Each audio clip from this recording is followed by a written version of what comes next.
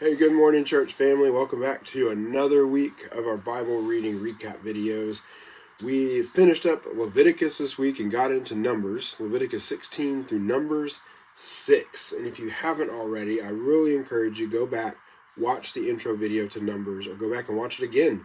And it will really help set the stage for where we are and where we're going. So Israel's been at Mount Sinai for a year now, and they're preparing to set out from Sinai through the wilderness, heading toward the promised land. And God continues to lay out the way his people were to make sacrifices and make atonement for their sins, just like last week. And one thing that we see with every statement, basically, is that God is holy and righteous and that we are not.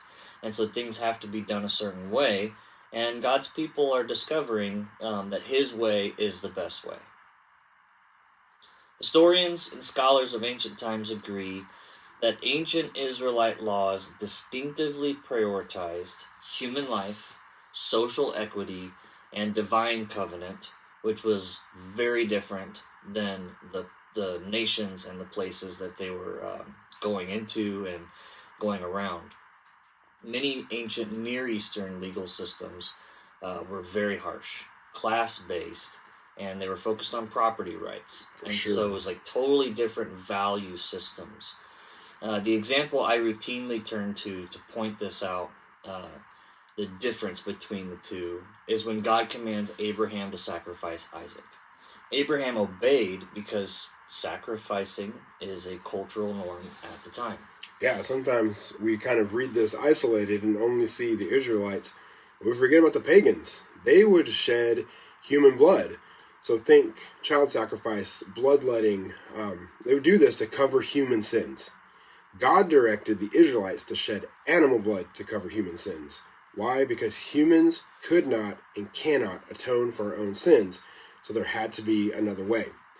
All this is pointing to the ultimate sacrifice through Jesus. We know the sacrificial lamb and the one alone who could shed human blood to cover human sin. It's a really, really cool dichotomy going on there. So God stopping Abraham's hand and providing the lamb set the tone that this is how it's going to be forever for God's people. We are not like the nations. His ways are the best ways. We are to live set apart. Yeah. So as we wrap this up, a final thought about the laws we read this week. God is addressing things that are happening in their midst and in the world around them.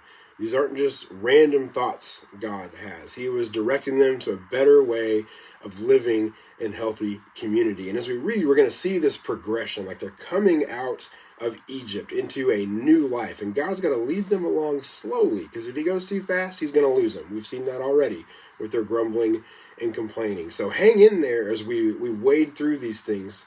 But this all has a purpose. But how do we relate this to our lives today? Yeah, so applying Scripture to our lives daily is one of the primary goals of studying it and reading it. We want to notice God's heart in these passages. Yeah.